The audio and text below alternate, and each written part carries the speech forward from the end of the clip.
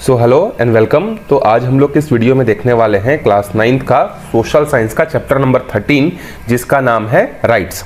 ठीक है, अब देखो राइट्स का ये बहुत सारे डेफिनेशन हो सकते हैं, लेकिन एक बेसिक चीज आपको राइट्स के बारे में समझाना चाहूंगा। राइट्स का मतलब होता है आपके अधिकार, आपको क्या चीज करने का अधिकार हमारे कॉन्स्टिट्यूशन में मिला हुआ है और उसका आप किस तरीके से डेली लाइफ में जो है यूज करते हो, उसके बारे में जो है हम लोग इस चैप्टर में जो है क्या करने वाले हैं, पढ़ने वाले हैं। आप अपने डेली लाइफ में सुबह से जब उठते हो और रात तक जब सोते हो तो बहुत सारे जो राइट्स होते हैं उसका आप यूज करते हो। जैसे आप किसी टेंपल में जा सकते हो, ये आपका राइट्स है। आप किसी मस्जिद में जा सकते हो, आपका राइट्स है। आप किसी गुरुद्वारे में जा सकते हो, राइट्स है। आप अपने मनचाहे स्कूल में जाकर पढ़ सकते हो, आप अपने मनचाहे रेस्टोरेंट में जाकर खाना खा सकते हो, आप मनचाहे दुकान में जाकर कपड़े खरीद सकते हो। ये सब आपके राइट्स हैं। लेकिन हमें क्या होता है, ये जो राइट्स है हमें बाय बर्थ मिल जाता है तो हमें इसका वैल्यू पता नहीं रहता है। लेकिन जो लोग इस राइट्स को पाने के लिए जो है सैक्रिफाइसेस किए हैं, बहुत सारे स्ट्रगल किए हैं, उसके बारे में हम लोग जो है देखने वाले हैं कि किस तरीके से जो राइट्स था वो लोगों को पहले नहीं मिलता था, कितना स्ट्रगल करना पड़ा। चाहे वो अमेरिका हो, चाहे इंडिया हो, चाहे फ्रांस हो, कहीं भी हो, पहले लोगों के कुछ ही लोगों के पास राइट्स होते थे, बाकी लोगों को जो है जानवरों की तरह ट्रीट किया जाता था। तो वो सब कैसे राइट्स आए, कैसे हमारे कॉन्स्टिट्यूशन में फंडामेंटल राइट्स जुड़े, कैसे हम इसका उपयोग करते हैं, इस चैप्टर में हम लोग पढ़ने वाले हैं। In the previous chapter, we learned about democracy and how the idea evolved and the spread in the part of the world. The concept of the rights to evolve over the past several decades to change the strengthen and vast democracy is participated. हमने पिछले 2 chapter में हम लोग क्या चीज के बारे में पढ़ रहे हैं, हम लोग डेमोक्रेसी के बारे में ही पढ़ रहे हैं। ठीक है, और डेमोक्रेसी किस तरीके से स्टार्ट हुआ किसी फ्रांस में, फिर उसके बाद पूरी दुनिया में कैसे फैला, उसके बारे में पढ़े हैं। तो उसी तरीके से ये जो राइट्स है ये कुछ ही डिकेड्स पहले जो है क्या हुआ था, यह प्रैक्टिस में जो है आया हुआ है। In this chapter, we begin by discussing some real-life incidents of the past that reflect how difficult it was for people to live their daily lives without fundamental rights. हम लोग इस चैप्टर में कुछ ऐसे एग्जांपल्स देखेंगे, कुछ ऐसे real life के इंसिडेंट्स देखेंगे जहां पर हम लोगों को समझ में आएगा कि बिना फंडामेंटल राइट्स के लोग किस तरीके से सर्वाइव जो है कर रहे थे। We shall then try to understand why we need these rights, what they mean to us, what role they play in the spread of democracy. और इसका रोल क्या होता है हमारे डेली लाइफ में और डेमोक्रेसी में क्या इसका रोल होता है, ये हम लोग डिस्कस जो है करेंगे। आपको यकीन नहीं होगा जिस तरीके से आज के डेट में लोग जानवरों की खरीदी बिक्री करते हैं ना, गाय का, बैल का, बकरी का, उसी तरीके से पहले जमाने में लोगों की खरीदी बिक्री की जाती थी। ठीक है, उसके बारे में हम लोग अभी देखेंगे। सो हमारा फर्स्ट टॉपिक है slavery when there were no rights. जब लोगों के पास उनका फंडामेंटल राइट्स नहीं था तो उस समय स्लेवरी कैसे चल रही थी, इसके बारे में हम लोग देखते हैं। We learn about the French Revolution of 1789 in the history chapter. Its biggest achievement was that it established the importance of human rights. हम लोग जो है क्या कर रहे थे, फ्रेंच रिवॉल्यूशन के बारे में पढ़े हुए हैं 1789 में, हिस्ट्री वाले चैप्टर में आपने पढ़ा भी होगा। ठीक है, तो उस फ्रेंच रिवॉल्यूशन ने पूरी दुनिया में एक तरीके से आग लगा दी थी कि डेमोक्रेसी और राइट्स हर आदमी के पास जो है होना चाहिए करके। और उसी फ्रेंच रिवॉल्यूशन के कारण जो है हम लोग ह्यूमन राइट्स जो है आज अचीव जो है कर पाए हैं। But it was also during this period that the practice of slavery was widely prevalent, with France and other European countries enslaving the people of Africa in large numbers. जिस समय फ्रेंच रिवॉल्यूशन हुआ था 1789 में, उस समय जो है slavery system जो है एस्टैब्लिश थी। स्लेवरी सिस्टम का मतलब क्या होता है, या इनस्लेविंग का मतलब क्या होता है कि जो गरीब लोग होते थे, जो काले लोग होते थे, जो गोरे नहीं होते थे, उनको जो है खरीदी और बिक्री की जाती थी। कहां से? अफ्रीका से, एशिया से बहुत सारे लोगों को जो है क्या किया जाता था, जहाजों में ठूस ठूस कर भरा जाता था और यूरोप जो होता था, यूरोप के बहुत सारे कंट्रीज में उनको जानवरों की तरह, सामानों की तरह जो क्या किया जाता था, बेचा जाता था। The slave trade flourished in Africa and Asian countries in 17th century. Spain, Portugal, England, France, etc. were the main slave trade countries. For example, French traders would set sail from the port of the Bordeaux and the Nantes for the African coast, where they would buy slaves from the local chiefs. अब ये जो slave trade जो चल रहा था, ऐसा नहीं कि कुछ ही कंट्रीज में था। उस समय फ्रांस था, ब्रिटेन था, जर्मनी था, बहुत जो बड़े बड़े उस समय के जो रिच कंट्रीज थे, वो सारे कंट्रीज क्या करते थे, इन स्लेव ट्रेड में पार्टिसिपेट करते थे। अब ये होता क्या था, देखो, जो फ्रांस के जो कुछ ट्रेडर्स होते थे, ठीक, वो क्या करते थे, वो जाते थे अफ्रीका में और एशिया में, और वहां से क्या करते थे, सस्ते दामों में जो लेबर होता था, जो आदमी होता था, उसको खरीदते थे। ठीक है, क्योंकि लोगों के पास उस समय इतनी टेक्नोलॉजी, इतना काम तो था नहीं कि अपना जीवन यापन कर लेंगे, सरवाइव कर लेंगे। तो क्या करते थे, लोग जो होते थे वो लोगों को खरीदते और बेचते थे। तो फ्रांस के ट्रेडर्स जाते थे अफ्रीका में, एशिया में, वहां से जो है लोगों को खरीद कर लेकर आते थे। और कहां से लाते थे, देखो यहां पर दो पोर्ट्स के नाम दिए गए हैं, एक है बॉयडेक्स और दूसरा क्या है, नांतेस। ये अफ्रीकन कोस्ट की बात कर रहे हैं। तो यहां पर ये जाते थे और वहां से जहाजों में क्या करते थे, भर के लेकर आते थे, और उसके बाद they would brand and handcuff the slave and the cram them into the there ship for 3 months long journey across the Atlantic ocean to Caribbean countries. अब अफ्रीका और एशिया से फ्रांस के जो ट्रेडर्स होते थे, वो लोगों को खरीदते थे और जहाजों में जो ठूस ठूस कर भर दिया जाता था। और 3-4 महीने की लंबी जर्नी के बाद, अटलांटिक ओशन को क्रॉस करने के बाद जो है ये अमेरिकन कॉन्टिनेंट में जो है क्या होते थे, पहुंचते थे, जिसको कैरेबियन कंट्रीज, जिसको वेस्ट इंडीज, जिम्बाब्वे आज हम लोग बोलते हैं ना, उसको कैरेबियन कंट्रीज बोला जाता है। तो उन जगहों पर जो है क्या होता था, ये पहुंचते थे। Here they would sell them to the plantation owners from America. The slave had to face tremendous hardship during the arduous sea voyage. The trader treated them like cattle. They were not properly fed, so many of them fell ill. अब जब ये जहाजों में जाते थे ना, तो इनको जानवरों की तरह ट्रीट किया जाता था। इनको कई दिनों तक खाना नहीं मिलता था। 3 महीने अगर आपको जहाज में ठूस के रख दिया जाए ना, तो खाने का भरोसा है ना पीने का, तो आपका तबीयत खराब होगा कि नहीं, डेफिनेटली होगा। तो बहुत सारे जो लोग होते थे, उनका तबीयत खराब हो जाता था, रास्ते में मर जाते थे, कई लोगों को कुछ बीमारियां हो जाती थी। और जब ये फाइनली पहुंच जाते थे कहां पर, अमेरिकन कॉन्टिनेंट में, तो इन लोगों को जो है वहां के अमेरिका के जो रिच लोग होते थे, उनको बेच दिया जाता था। और वो रिच लोग इनको खरीद कर क्या करते थे, इनको अपने जो टी है, टी का जो बागान होता था, या अलग अलग जो एग्रीकल्चर के जो लैंड होते थे, वहां पर इनसे क्या करवाया जाता था, काम जो है करवाया जाता था। तो सिर्फ काम करने के लिए जो है लोगों को खरीदा और बेचा जो है जाता था। Slave labor made it possible for the American colonies to meet the growing demand in Europe markets for the commodities like sugar, coffee and Indigo. और इन्हीं स्लेव लोगों के कारण ही जो है अमेरिका क्या कर पाता था, जो यूरोप के लोगों की जो डिमांड होती थी, किसकी डिमांड होती थी, शुगर की डिमांड होती थी, कॉफी की डिमांड होती थी, इंडिगो की डिमांड होती थी। इन्हीं स्लेवरी लोगों से काम करवा कर यूरोप की डिमांड्स को क्या किया जाता था, फुलफिल जो है किया जाता था। Ports like Bordeaux and the Nantes become prosperous cities because of the slave trade। और इसी स्लेव ट्रेड के कारण ये जो दो जो क्या बोलते हैं, हमारे बंदरगाह हैं, या आप बोल सकते हो जो प्लेसेस है, जो सिटीज हैं, जो पोर्ट्स हैं, वो इसी स्लेव ट्रेड के कारण से क्या हो गए थे, बहुत ज्यादा रिच सिटीज जो है क्या हो गए थे, बन गए थे। चलो आगे देखते हैं। During those days, the French National Assembly conducted long and exhaustive discussion on whether fundamental rights should or should not be extended to all residents of the colonies, not just the French citizen. The fear of antagonism, the powerful slave trade, however, prevented the National Assembly from passing any law against the practice of slavery. But the Assembly did eventually pass a law in 1794 granting freedom to all slaves in the French colonies. अब देखो, जब French revolution जो है क्या होता है, establish हो जाता है, शुरुआत में जो नेशनल असेंबली था, जो फ्रेंच रिवॉल्यूशन के बाद स्टैब्लिश हुआ था, वो मतलब उन लोगों के बीच में ये बहुत ज़्यादा डिस्कशन हो रहा था कि क्या हम कोई ऐसा रूल या लॉ पास करें जिसमें जो है जितने भी स्लेवरी वाला सिस्टम है, या जो भी कॉलोनी में, जो फ्रांस में या ब्रिटेन में कहीं पर भी जो लोगों का स्लेव ट्रेड जो हो रहा है, उसको ख़त्म करें या ना करें करके, ठीक है, और सबको राइट्स दिया जाए या नहीं दिया जाए करके, इस बात पर बहुत ज़्यादा जो है क्या हो रहा था, डिस्कशन हो रहा था। लेकिन उस समय के लोग जो स्लेव ट्रेड को खरीदी बिक्री करते थे, वो बहुत ज्यादा पावरफुल थे। तो उन लोगों के डर के कारण शुरुआत में जो है फ्रेंच की जो नेशनल असेंबली थी, उसने जो है स्लेव ट्रेड को जो है बैन नहीं किया और सबको राइट्स नहीं दिया।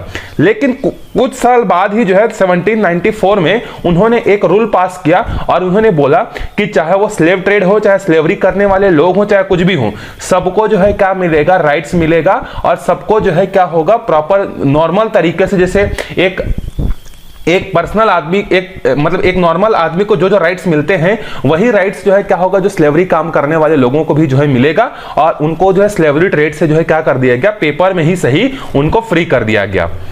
10 years later, Napoleon restored the practice of slavery. The plantation owners were once again allowed to enslave the colored people of Africa to protect their economic interests. The slave trade in the French colonies finally come to end only in 1848. In America, the trade was abolished in 1865, but the liberated slaves were not gained equal citizen rights until 20th century. अब देखो, शुरुआत में 1794 में French में जो है क्या कर दिया गया कि वहां पे जो स्लेवरी सिस्टम जो था उसको खत्म करने की बात कही गई और सबको इक्वल राइट्स देने के बाद जो है कहा गया और स्लेव ट्रेड नहीं चलेगा, ऐसा कानून जो है पास कर दिया गया था। लेकिन 10 साल बाद ही मतलब क्या हुआ, 1804 में वहां का जो क्या बोलते हैं फ्रेंच का जो मेन जो लीडर बनता है वो होता है नेपोलियन बोनापार्ट। तो नेपोलियन बोनापार्ट क्या करता है, इस सिस्टम को फिर खत्म कर देता है। शुरुआत में नेशनल असेंबली ने स्लेव ट्रेड को खत्म किया, लेकिन 10 साल बाद नेपोलियन इस चीज को फिर चालू कर दिया गया और जो बड़े बड़े बागानों के जो मालिक होते थे उनको अलाउ कर दिया गया कि वो स्लेव ट्रेड जो है क्या कर सकते हैं, फिर से रीस्टार्ट जो है कर सकते हैं। ठीक है, और फाइनली 1848 में जाकर ये जो स्लेव ट्रेड वाला जो सिस्टम है पूरी तरीके से फ्रांस में क्या हुआ था, खत्म हुआ था। और उसके बाद अमेरिका में कब खत्म हुआ था, 1865 में, क्योंकि सबसे ज्यादा स्लेव ट्रेड जो होता था वो तो अमेरिका में ही होता था। अफ्रीका और एशिया से लोगों को लिया जाता था और अमेरिका में बेचा जाता था। तो अमेरिका में फाइनली 1865 में जो है उनको जो है स्लेव ट्रेड जो है पेपर में उनको बोला गया कि अब स्लेव ट्रेड नहीं होगा, उनको इक्वल राइट्स दिया जाएगा करके। लेकिन ऐसा बिल्कुल भी नहीं हुआ। उनको भले फ्री तो कर दिया गया स्लेव ट्रेड से, लेकिन उनको बाकी लोगों के जैसा इक्वल राइट्स जो है वहां पर नहीं मिला। ठीक है, चलो आगे देखते हैं। After America achieved independence, its constitution gave many rights to its citizens.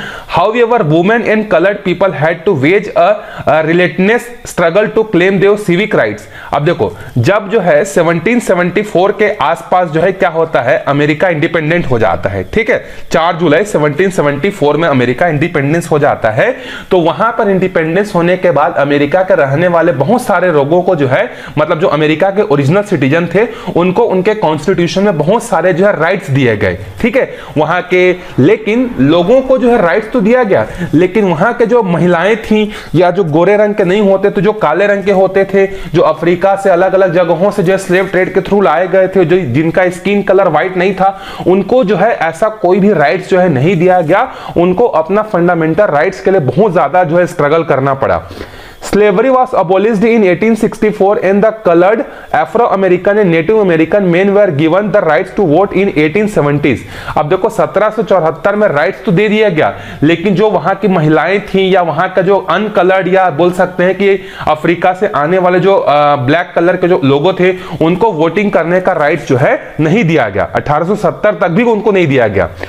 All women were given voting rights in 1920। America में ही महिलाओं को, अब कलर लोगों को तो छोड़ दो, जो व्हाइट और ब्लैक उनको छोड़ दो, अमेरिका के जो नेटिव अमेरिकन वुमेन हैं उनको जो है 1920 से पहले उनको वोट करने का राइट्स नहीं दिया जाता था। जो आज अमेरिका इतना हिंगे ढांकता है कि हम दुनिया के सबसे जो है क्या बोलते हैं डेमोक्रेटिक कंट्री है करके, वहां 1920 तक, ठीक है, महिलाओं को वोटिंग करने का राइट्स नहीं मिलता था। ठीक है, सोच सकते हो। और हमारा इंडिया तो देखो इंडिपेंडेंस हुए अभी 80 साल भी नहीं हुआ है, तो अमेरिका जो भी बातें बोलता है ना, वो सिर्फ कागजों पर ही अच्छी लगती है। However, the colored people continued to face various kinds of discrimination which prevents them from the registering as a voter, as many states made law to keep them away from the voting or enjoying other civil rights. अब 1920 में जो है क्या हुआ, महिलाओं को rights तो दे दिया गया वोटिंग करने का, लेकिन जो ब्लैक पर्सन जो थे वहां पे, जो अफ्रीका एशिया से लाए गए थे, उनको बहुत सारे राइट्स से जो है अभी भी दूर रखा गया। उनको वोट करने नहीं दिया गया। उनको अलग जो राइट्स होते थे स्कूल जाने का या कोई भी काम करने का फ्री हो, कैसा कोई भी उनको फ्रीडम जो है नहीं दिया गया। They were not permitted to sit with the white Americans in the public place like buses, train, parks, restaurant and cinema house.